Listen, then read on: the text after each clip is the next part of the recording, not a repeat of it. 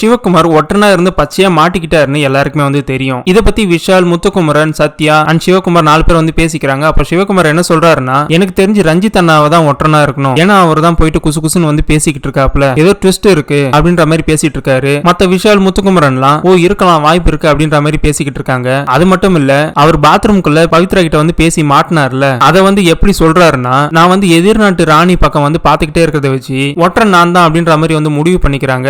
நான் அங்க இருக்கிற பொண்ணை வந்து லவ் பண்ணிக்கிட்டு இருக்கேன், அதனால லுக்கு விட்டுட்டு இருக்கேன். அது மட்டும் இல்ல, பாத்ரூம் சைடு கை கல்லுலாம் உள்ள போனேன், உடனே இவங்க தளபதி எல்லாம் வெளியே நின்றுட்டு ஏ ஜாலி பாத்தியா, கண்டுபிடிச்சோம் பாத்தியா, என்ன நடக்குது பாத்தியா அப்படின்ற மாதிரி எல்லாம் பண்ணாங்க. ஒற்றன் யாருன்னே தெரியாம என்ன பார்த்து ஒற்றன் சொன்னா என்னடா அர்த்தம் அப்படின்ற மாதிரி பேசிட்டே இருக்காப்ல. அந்த நேரம் தீபக் உள்ள என்ட்ரி கொடுத்துட்டாரு. என்ட்ரி கொடுத்ததுக்கு அப்புறம் அந்த பேச்சியை மொத்தமா மாத்திட்டாரு. இல்ல ஒற்றன் யாரு எப்படின்ட்டு நாங்க வந்து சும்மா டிஸ்கஸ் பண்ணிக்கிட்டோம், அவ்வளவுதான் அப்படின்ட்டு வந்து சிவகுமார் அந்த இடத்துல மழுப்பி நிப்பாட்டிடுறாரு. அண்ட் சத்யா வந்துட்டு முத்துக்குமரனோட அந்த பார்கெனிங்லாம் வேற லெவல் இம்ப்ரெசிவா இருந்ததா, ஒண்ணுமில்லாத ஒரு 10 பொருளை வச்சு டக்கு டக்குன்னு வித்துக்கினே இருக்கான். சீரியஸ்லி வேற லெவல்ரா, ஆண்கள கிட்ட ஒற்றுமை இருக்கு அப்படின்ற மாதிரி சத்யா ரொம்ப இம்ப்ரெசிவா வந்து பேசிட்டு இருந்தாரு.